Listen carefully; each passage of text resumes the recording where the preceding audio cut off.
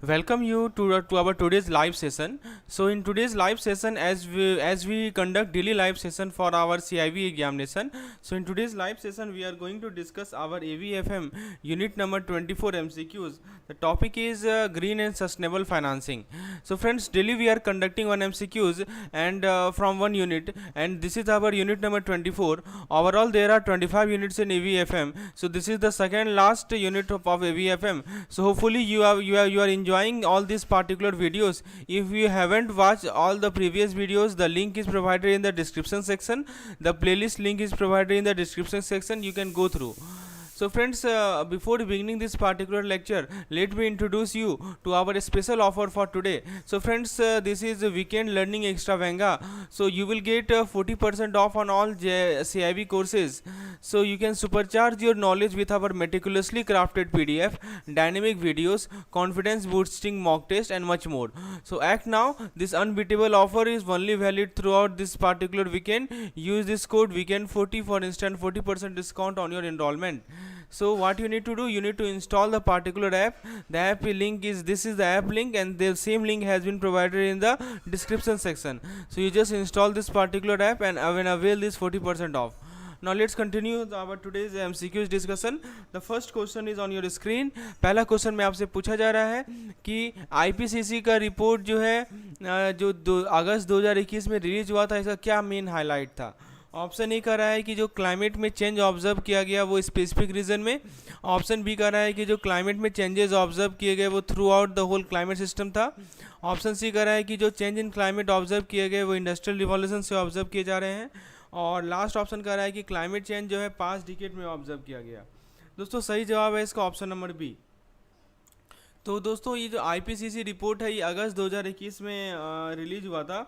ये first part था AR6 का. AR6 क्या होता है दोस्तों? ये AR6 है, सिक्स असेसमेंट रिपोर्ट.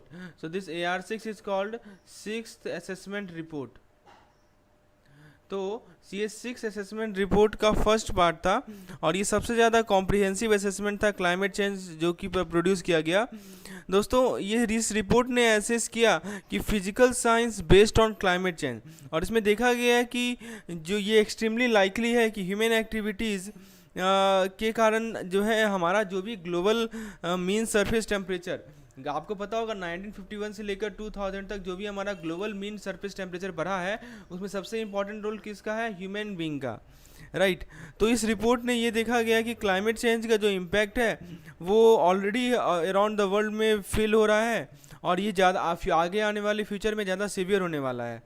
इस रिपोर्ट का फोकस किसी स्पेसिफिक रीजन या पास्ट डिकेड पे नहीं था, ठीक है. तो ये गलत है कि पास्ट डिकेड या स्पेसिफिक रीजन का ना, लेकिन इसका फोकस था कि through out the world climate system जो भी चेंजेस ऑब्जर्व हुए हैं उस पर इसका फोकस था. इसके अंदर एटमॉस्फेयर, ओशियन, लैंड और दोस्तों क्रायोस्फेयर. क्रायोस्फेयर समझते हैं आप? क्रायोस्फेयर को हम लोग कहते हैं frozen part of the earth, right. तो इस रिपोर्ट में देखा गया है कि जो क्लाइमेट सिस्टम है वो अनप्रेसिडेंटेड रेट पे वार्म हो रहा है, और ये जो वार्म है इस कारण से बहुत सारे चेंजेस आ रहे हैं, जैसे कि हमारा सी लेवल बढ़ रहा है, जैसे कि हमारे वेदर इवेंट काफ़ी ज़्यादा एक्सट्रीम हो रहे हैं और प्रेसिपिटेशन पैटर्न में भी चेंजेस आ रहे हैं. तो ये जो IPCC रिपोर्ट है ये क्रिटिकल पीस ऑफ एविडेंस है जो कि सरकार या बिजनेस यूज करती है ताकि वो क्लाइमेट चेंज को मिटिगेट करने के रिगार्डिंग डिसीजन ले सके.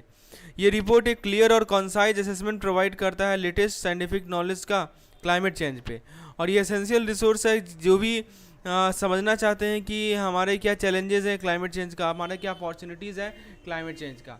तो hopefully each and every aspect को मैंने डील किया. Option number B is the correct answer to this particular question. Now let's come to the question number 2. दोस्तों क्वेश्चन नंबर 2 से आपसे पूछा जा रहा है कि जो IPCC रिपोर्ट के अकॉर्डिंग कितने वार्मिंग जो है 1850 और 1900 के बीच में ह्यूमन एक्टिविटीज से एट्रीब्यूटेड है.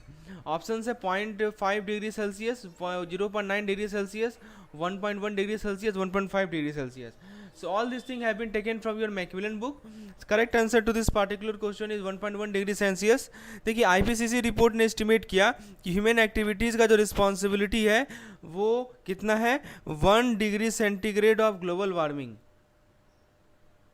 1 degree centigrade of global warming above pre industrial level, ठीक है। तो जो हमारा प्री इंडस्ट्रियल लेवल होता है दोस्तों वो कितना है, तो प्री इंडस्ट्रियल लेवल में आपको बता दो, the pre industrial level is 0.8 degree centigrade to 1.2 degree centigrade.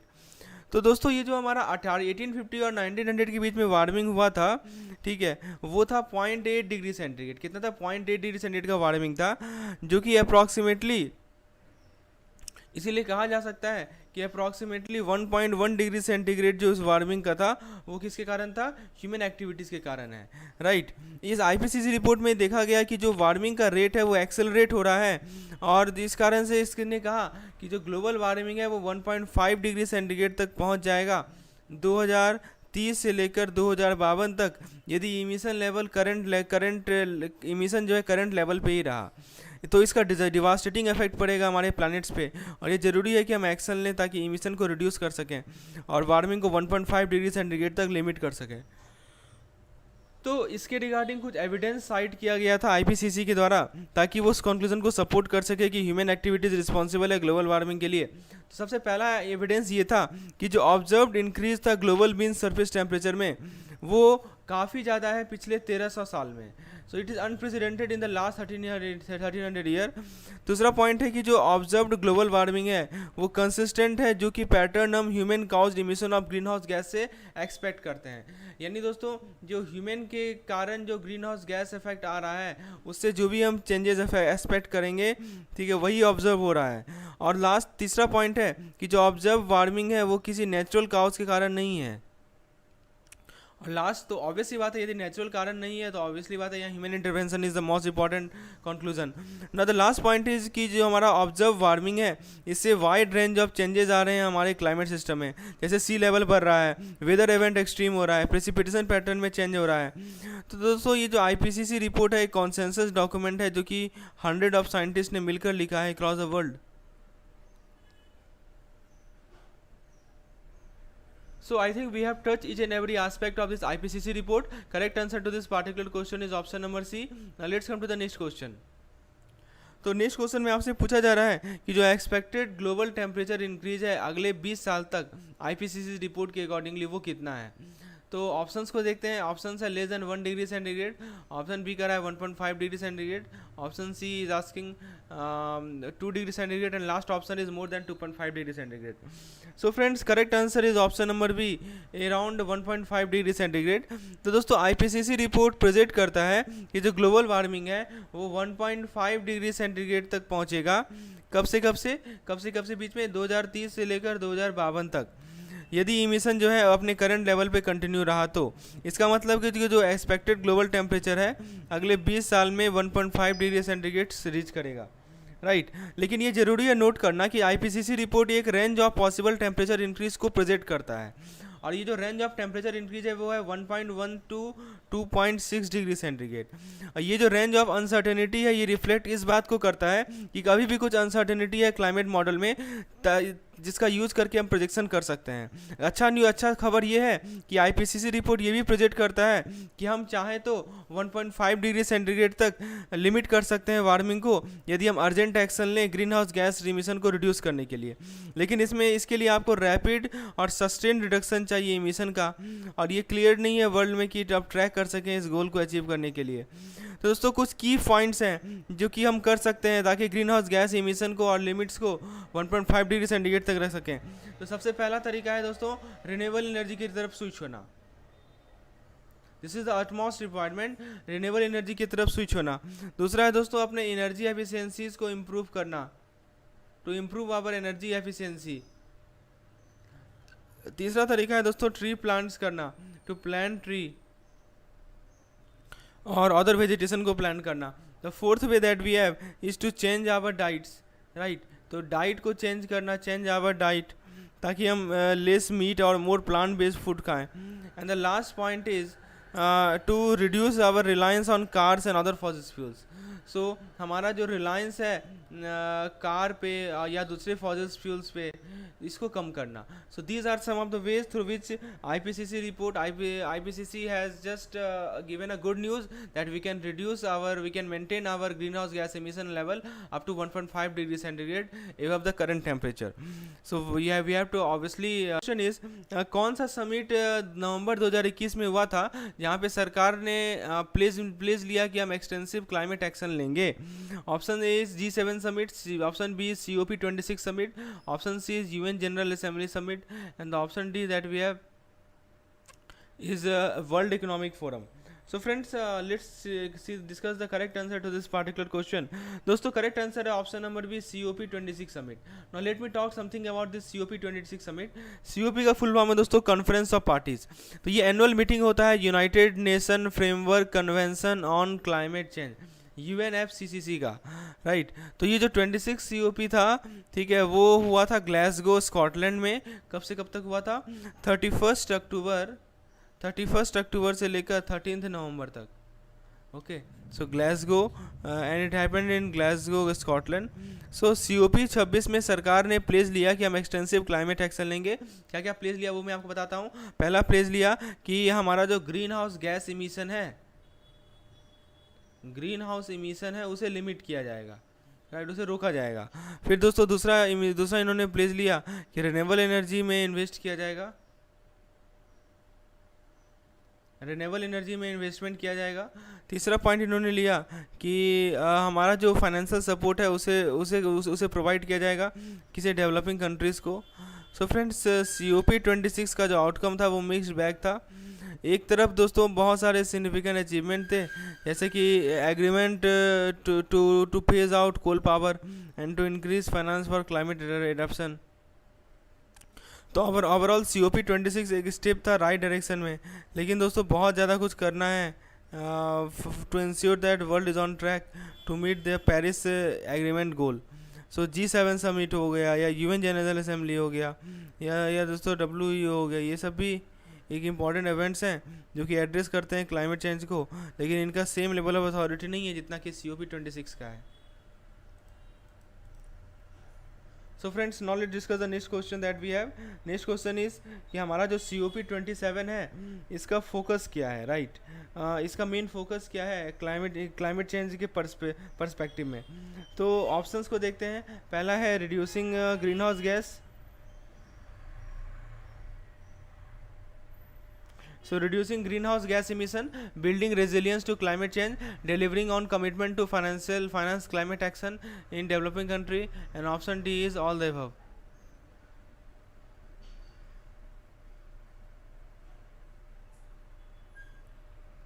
So friends, ये जो COP27 है ये क्लाइमेट चेंज के रिलेशन में बात करें तो इसका मेन फोकस है कि हम एक्शन को एक्सेलरेट कर सकें पेरिस एग्रीमेंट के गोल के प्रति, राइट।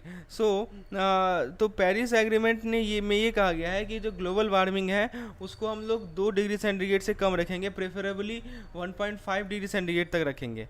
तो COP27 का फोकस था कुछ एरियाज़ में। पहला है कि reducing green house gas emission, तो कंट्रीज़ को अपने एमिशन को बढ़ाना पड़ेगा ताकि एमिशन को रिड्यूस कर सके पेरिस एग्रीमेंट गोल के लाइन में। इसके लिए रैपिड और सस्टेन ट्रांजिशन चाहिए क्लीन एनर्जी इकोनॉमी के लिए। दूसरा है दोस्तों building resilience to climate change. इसका मतलब कंट्रीज़ को अडेप्ट करना पड़ेगा कि क्लाइमेट चेंज का क्या इम्पैक्ट है जो कि ऑलरेडी हो रहा है और that are expected to become more severe in the future. The third point is delivering on the commitment to finance climate action in developing country. यानी दोस्तों जो हमारे डेवलप्ड कंट्री हैं इन्होंने प्लेज लिया है कि वो फाइनेंशियल सपोर्ट प्रोवाइड करेंगे डेवलपिंग कंट्री को ताकि डेवलपिंग कंट्री जो है क्लाइमेट चेंज के इफेक्ट को मिटिगेट कर सकें, अडेप्ट कर सकें। तो COP27 will be the opportunity to access progress. And the last point is इसके अलावा दोस्तों ये जो 3 मेन एरियाज मैंने आपको बताया, delivering on the commitment to financial climate action in developing country. तो और कुछ इंपॉर्टेंट इशूज़ थे जो कि क्लाइमेट चेंज से रिलेटेड हैं, जैसे कि loss and damage, technology transfer and gender equality. तो COP27 का जो सक्सेस है वो डिपेंड इस बात पे करता है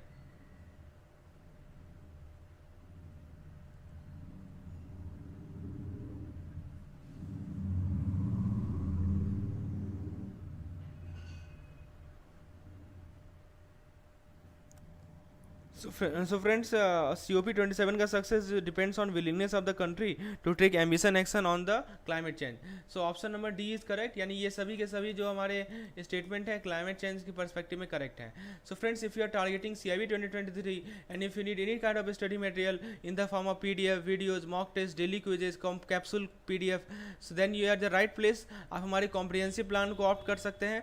you can opt for our complete theory PDF plan. You can opt for our unit wise and full length mock test plan as per your requirement. जैसे कि आपको रिक्वायरमेंट है, you can opt for any of the plan and all the details have been mentioned in this particular slide. You can see easily, and to avail this type of plans, what you need to do, you just need to install this particular app, JIB and CIB Made Simple. The link of app is provided in the description section. Kindly go to the description section and install this particular app.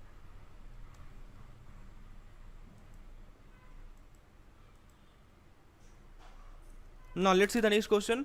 What is the terms which is used to represent activities related to the two-way interaction between environment and finance? यानी दोस्तों environment और finance के बीच में जो two way interaction होता है, इसको रिप्रेजेंट करने के लिए कौन से टर्म्स को यूज किया जाता है? So this is the question. Now let's see the options that we have.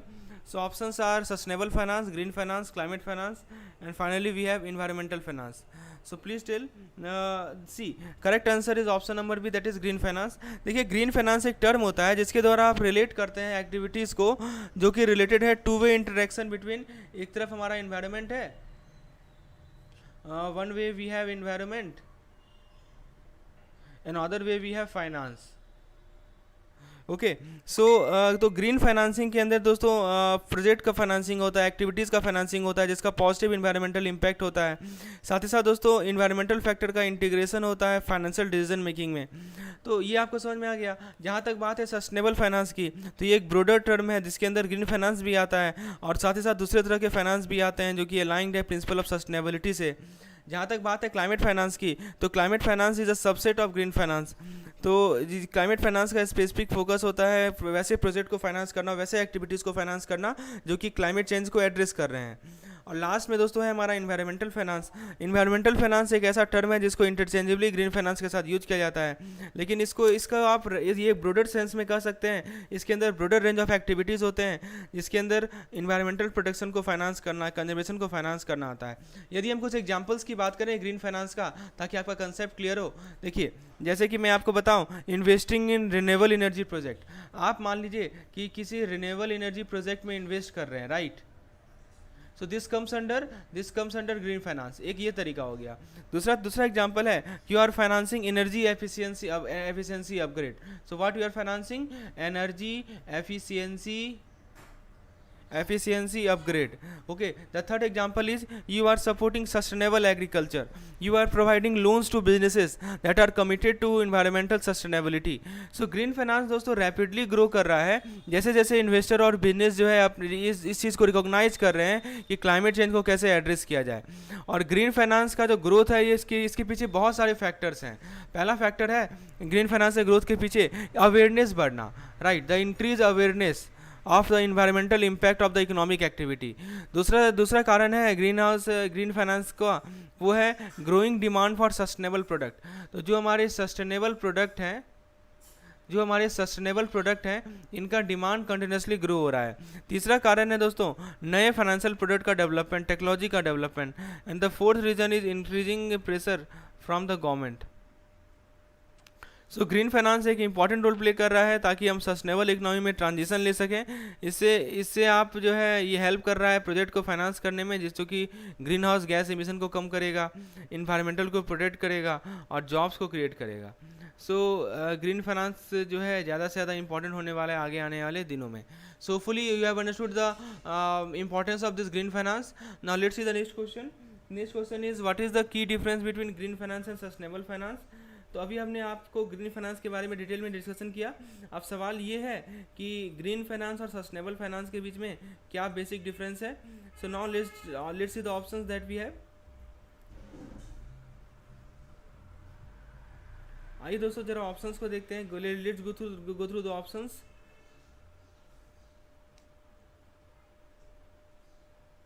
So the first option is that sustainable finance considered economic factor, while green finance does not consider the economic factor. Option B is green finance takes into account social and economic factor, while sustainable finance does not. Option C, green finance does not take into account social or economic factor, while sustainable factors does. And the last option is there is no significant difference. So now the correct answer is to this particular question is option number C. So friends, देखिए green finance में आप social और economic factor को ध्यान में नहीं रखते हैं, राइट? तो ग्रीन फाइनेंस एक सबसेट है सस्टेनेबल फाइनेंस का, जिसका फोकस होता है, किसी से फोकस होता है ग्रीन फाइनेंस का? ग्रीन फाइनेंस का फोकस होता है कि हम ऐसे एक्टिविटीज़ को, ऐसे प्रोजेक्ट को फाइनेंस करें जिसका पॉजिटिव इन्वायरमेंटल इम्पैक्ट हो। लेकिन सस्टेनेबल फाइनेंस के अंदर दोस्तों social factor, economic factor, environmental factor ये सभी आते हैं। तो दोस्तों मैं आपको बताऊं, let me talk in nutshell about this the difference. देखिए यदि ग्रीन फाइनेंस की बात करें और सस्टेनेबल फाइनेंस की बात करें तो मैं आपको शॉर्ट में समझाऊं डिफरेंस का। तो पहला डिफरेंस है कि ग्रीन फाइनेंस का फोकस होता है कहाँ पे? इन्वायरमेंटल इम्पैक्ट पे होता है, जबकि सस्टेनेबल फाइनेंस में इन्वायरमेंट तो आएगा ही आएगा, इन्वायरमेंट आएगा प्लस सोशल आएगा प्लस इकोनॉमिक आएगा।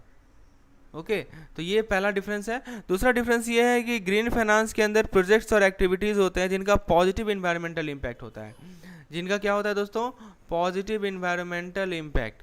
जबकि हमारे सस्टेनेबल फाइनेंस के अंदर प्रोजेक्ट और एक्टिविटीज़ आता है जिनका पॉजिटिव इन्वायरमेंटल इम्पैक्ट होगा, सोशल इम्पैक्ट होगा, इकोनॉमिक इम्पैक्ट होगा। तो देखिए यदि हम बात करें एग्जांपल्स की, तो ग्रीन फाइनेंस का एग्जांपल है, आप यदि रिन्यूएबल एनर्जी में इन्वेस्ट कर रहे हैं, रिन्यूएबल एनर्जी प्रोजेक्ट में इन्वेस्ट कर रहे हैं, एनर्जी एफिशिएंट अपग्रेड को फाइनेंस कर रहे हैं, ये सभी हमारे एग्जांपल्स हैं किसके? ग्रीन फाइनेंस के। लेकिन यदि सस्टेनेबल फाइनेंस की इकोनॉमिक एंड फाइनेंशियल कंडीशन के एग्जांपल की बात करें तो मान लीजिए कि आप रिन्यूएबल एनर्जी प्रोजेक्ट में इन्वेस्ट कर रहे हैं, एनर्जी एफिशिएंट अपग्रेड को फाइनेंस कर रहे हैं, सस्टेनेबल एग्रीकल्चर को सपोर्ट कर रहे हैं, बिजनेसेस को लोन प्रोवाइड कर रहे हैं, वैसे बिजनेसेस जो कि कमिटेड है इन्वायरमेंटल और सोशल सस्टेनेबिलिटी का। So these are the difference. तो सस्टेनेबल फाइनेंस एक होलिस्टिक अप्रोच है फाइनेंस का, जिसमें आप एक सस्टेनेबल इकोनॉमी को क्रिएट करते हैं। सस्टेनेबल फाइनेंस रिकॉग्नाइज करता है कि इन्वायरमेंट हो, सोसाइटी हो और इकोनॉमी हो, ये आपस में इंटरकनेक्टेड है, और ये पॉसिबल नहीं है सस्टेनेबिलिटी को अचीव करना बिना इन तीनों डायमेंशन को ध्यान में रखे हुए।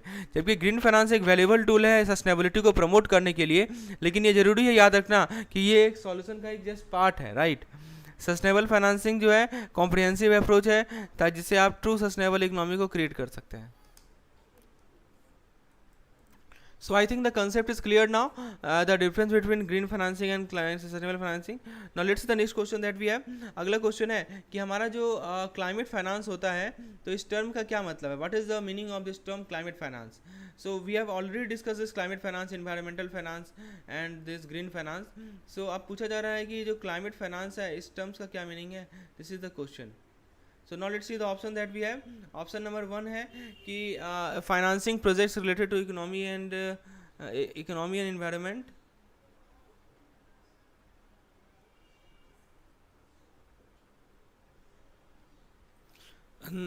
यानी कि इकोनॉमी इन्वायरमेंट से रिलेटेड जो प्रोजेक्ट है उसे फाइनेंस करना। ऑप्शन बी है कि प्रोजेक्ट को फाइनेंस करना जो कि सोशल इकोनॉमिक डेवलपमेंट पे बेस्ड है। Option C is financing project is specifically aimed at addressing climate change, and option D is financing project related to renewable energy resource. So friends, correct answer is option number C, that is financing project is specifically aims at addressing climate change. देखिए climate financing एक term होता है जिसके through आप describe करते हैं एक financial flows को, जिसके द्वारा आप क्लाइमेट चेंज को एड्रेस कर सकते हैं, राइट? इसके अंदर पब्लिक और प्राइवेट फंड्स आते हैं जिससे मिटिगेशन, एडेप्शन और रेजिलियंस प्रोजेक्ट को सपोर्ट किया जाता है। तो सबसे पहला टर्म आता है मिटिगेशन प्रोजेक्ट। क्या टर्म आता है दोस्तों? The first term that we have is mitigation project. Mitigation project का एम ये है कि जो हमारा GHG है, GHG क्या होता है? ग्रीन हाउस गैस एमिशन, इसे कम करें। तो एडेप्शन, ये तो मिटिगेशन प्रोजेक्ट है। दूसरा जो प्रोजेक्ट आता है वो होता है हमारा एडेप्टेशन प्रोजेक्ट। तो एडेप्टेशन प्रोजेक्ट का एम ये है कि हम कम्युनिटीज़ को हेल्प करें, इकोसिस्टम को हेल्प करें कि वो क्लाइमेट चेंज के इम्पैक्ट से एडेप्ट हो सके। तो क्लाइमेट फाइनेंस जो है अलग अलग सोर्सेज से आते हैं, जिसके अंदर गवर्नमेंट, मल्टीलैटरल इंस्टीट्यूशन, फिर प्राइवेट इन्वेस्टर और फिलैंथ्रोपिस्ट, ये सभी आते हैं। तो इसके थ्रू क्लाइमेट फाइनेंस एक एसेंशियल है ताकि आप एड्रेस कर सकें क्लाइमेट चेंज को, and it is related to the help countries reducing emission, adapt to the impact. तो एग्जांपल्स की बात करें तो आपको पता होगा GCF, नाम सुना है आपने? GCF यानी ग्रीन क्लाइमेट फंड। तो ये एक मल्टीलैटरल फंड है जो कि फाइनेंशियल सपोर्ट प्रोवाइड करती है next you might have had CIF है दोस्तों क्लाइमेट इन्वेस्टमेंट फंड। तो ये भी दोस्तों सेट ऑफ मल्टीलैटरल फंड है दैट आर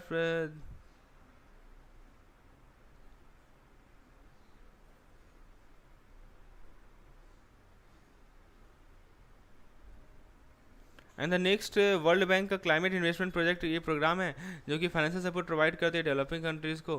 फिर CCMA European investment management climate change for mitigation and adaptation, तो ये भी CCMA फैसिलिटी यूरोपियन यूनियन का है।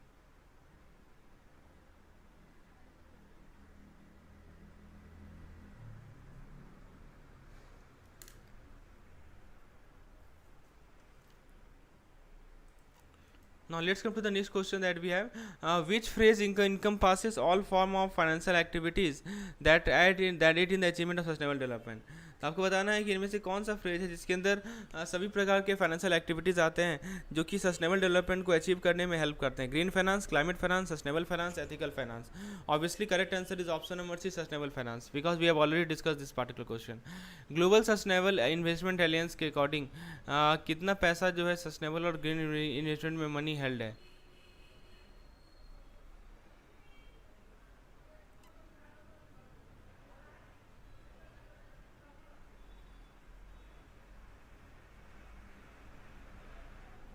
So we have the options. The Global Sustainability Investment Alliance के accordingly how much money is held in the sustainable or green investment? Correct answer is $30.7 trillion. Option number C. So friends, these are the plans which are available for CIB examination. CIB comprehensive course which includes PDF plus videos plus mock test. CIB PDF plan for 4 compulsory subjects. CIB mock test for 4 compulsory subjects.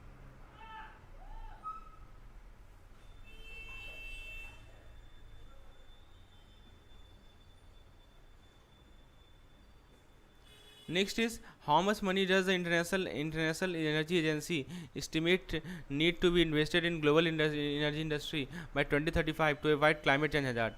तो international IEA के द्वारा कितना पैसा जो है invest किया जाना है ग्लोबल एनर्जी इंडस्ट्री में 2035 तक, ताकि आप क्लाइमेट चेंज हैजार्ड को अवॉइड कर सकें।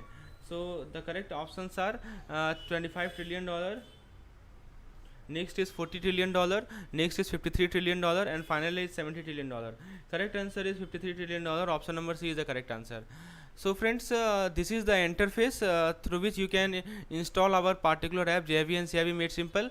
तो आपको Google Play Store पे जाना है और JIB and CIB Made Simple app को इंस्टॉल कर लेना है। इंस्टॉल करने के बाद दोस्तों आपको ओपन पे क्लिक करना है। After clicking the open you will get an OTP. You just have to enter your mobile number on which you will get OTP, and after OTP you can easily enter into our app. And definitely this is the kind of interface you will get after just clicking on this 3 dot. So in the 3 dot also you will get free material section, and the free material section we are daily uploading daily quizzes which is completely free for all of you. So do install our app, engage in this particular content. Thanks.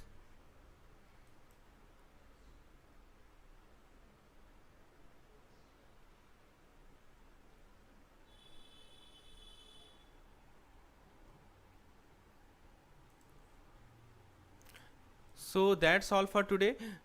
If you want such type of videos, so do subscribe our channel so that you get daily such type of contents. And also if you have any query related to CIB, feel free to WhatsApp me on this particular number. Thanks for watching.